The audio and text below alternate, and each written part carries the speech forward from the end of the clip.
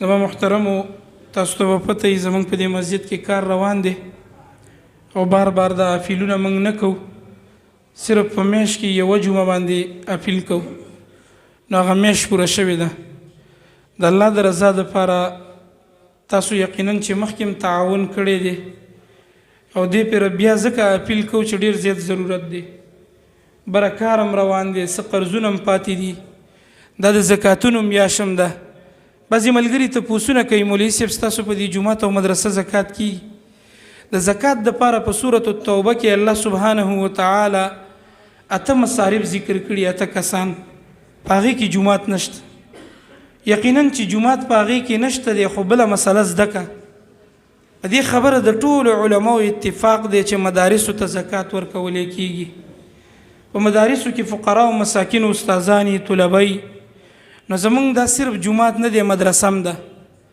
دویم په سورة التوبه کې چې الله سبحانه وتعالی کوم 8 کسان ذکر کړي، په هغې کې یو والغارمین دی، قرضداري. نو زمونږ دا جومات د 40 لکه روپو نه بره قرضداري دی. دا خبره موسه پورې ما چاته نه وکړي، خو هغه ملګري چې ما سره کینی پاسي د کار کې منډې وي، هغوی ته به د دې پته.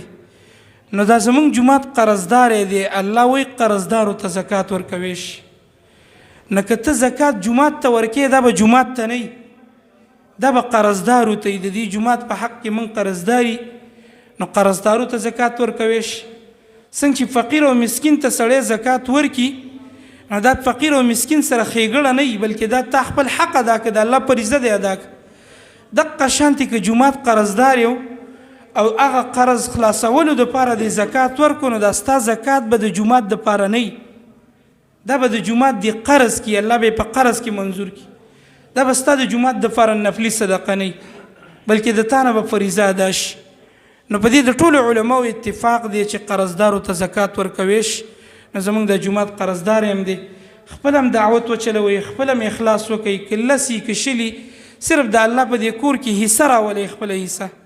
الحمدلله کار روان دی، د منځونه تاسو ته ښکاري، د دعوتونه ښکاري، مدرسې شروع دي. په یو حرف به الله سبحانه وتعالی نیکۍ راکوي. کله چې کله 1 روپۍ که 1 روپۍ په دې جومات کې موږ ورکړي و، الله رانه قبوله کړه، چې د قیامته پورې په دې کې څومره درسونه کېږي، زما او ستا به پکې حصه. نو په میاشت کې یو کرت موږ اپیل کوو، بار به ملګري ولاړ خپل اخلاص ورسره وکړي. که د چا وس نه کېږي زموږ پیغام نورو ته ورسوئ. که څوک مټیریل راوړي موږ هغې ته ډېر خوشحالیږو.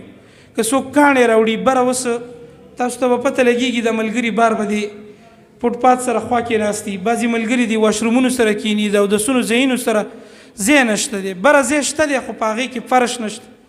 نو دغه ټول کارونه داسې نه کېږي چې زه ځان له وکړم، ستاسو په تعاون به راسره کېږي. زه یو کس یم، چاته به خبره رسومه، تاسو چاته وینا وکئ. که ستا په وینا چا 1 روپۍ تعاون وکړو، ستا به پکې پوره حصه. الله سبحانه وتعالی دې په موږ کې اخلاص پیدا کړي او الله سبحانه وتعالی دې د خپل کور آباد کړي.